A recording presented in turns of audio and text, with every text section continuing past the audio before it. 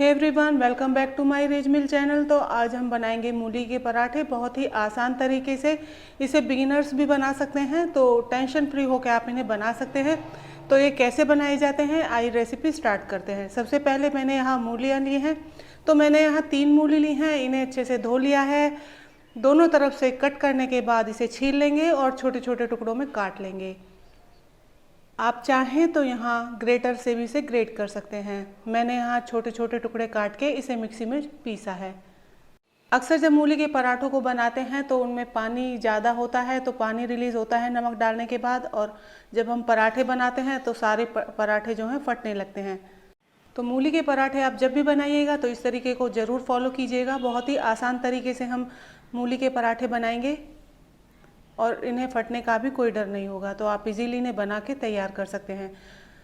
तो इस तरीके से मैंने सारी मूलियों को बारीक बारीक काट लिया है, ताकि जब हम मिक्सी में इन्हें पीसें तो कोई चंक्स वगैरह ना हो, अच्छे से ही पिस जाएं। तो मैं आपको बता दूं कि आप यहाँ पर हाफ क्वांटिटी में ही इसे पीसिएगा, वरना इसमें चंक्स रह जाएंगे। मैंने एक साथ सारा इसे फिल कर दिया था, और जब मैंने इसे पीसा था तो 1-2 चंक्स इसमें रह गए थे। तो मैं आपको इसलिए बता रही हूँ। अगर आप मिक्सी में मूलियाँ पीस रहे हैं तो इन टिप्स को फॉलो आप ज़रूर कीजिएगा।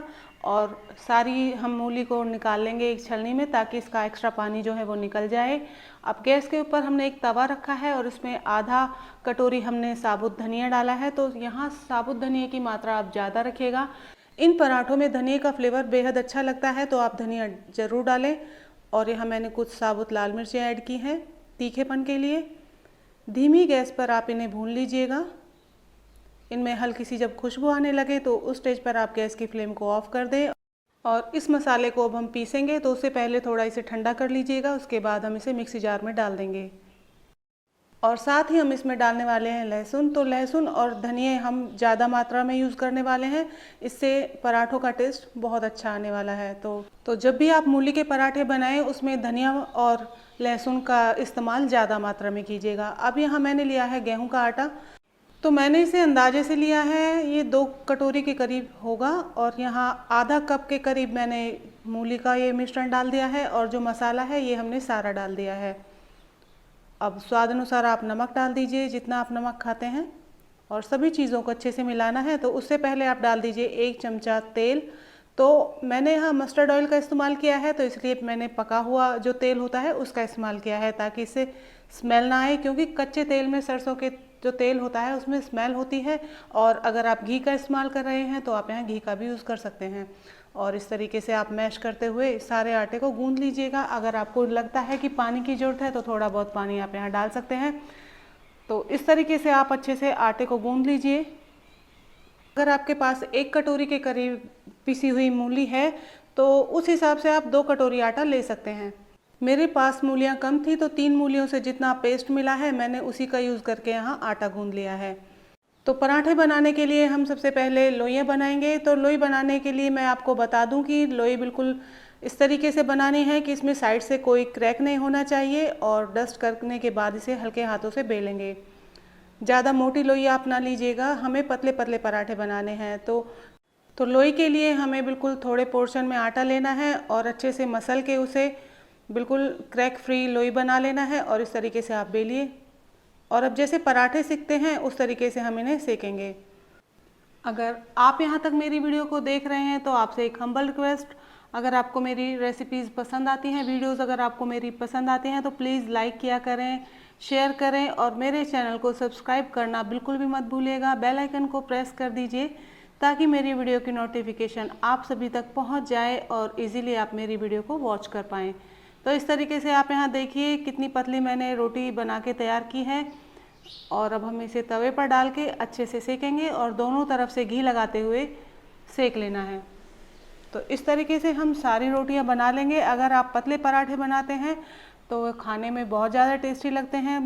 तो ये मूली के पराठे आप इंस्टेंट तैयार कर सकते हैं, बच्चों के टिफ़िन में देना हो, या डिनर में, या ब्रेकफास्ट में, जब भी आपका दिल करे इन्हें बनाने का, आप इन्हें बना सकते हैं और फैमिली के साथ इंजॉय कर सकते हैं।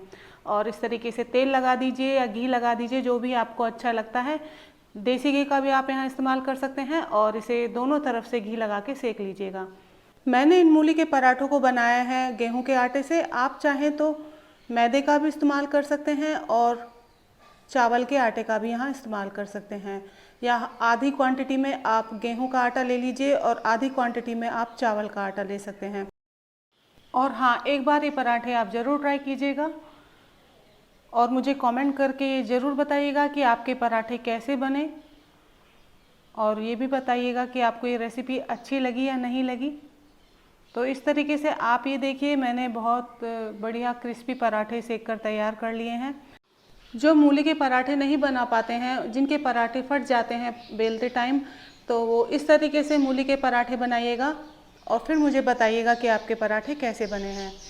बहुत ही टेस्टी बन के तैयार हुए थे ये पराठे, और आप इन्हें दही के साथ या चाय के साथ इंजॉय कर सकते हैं।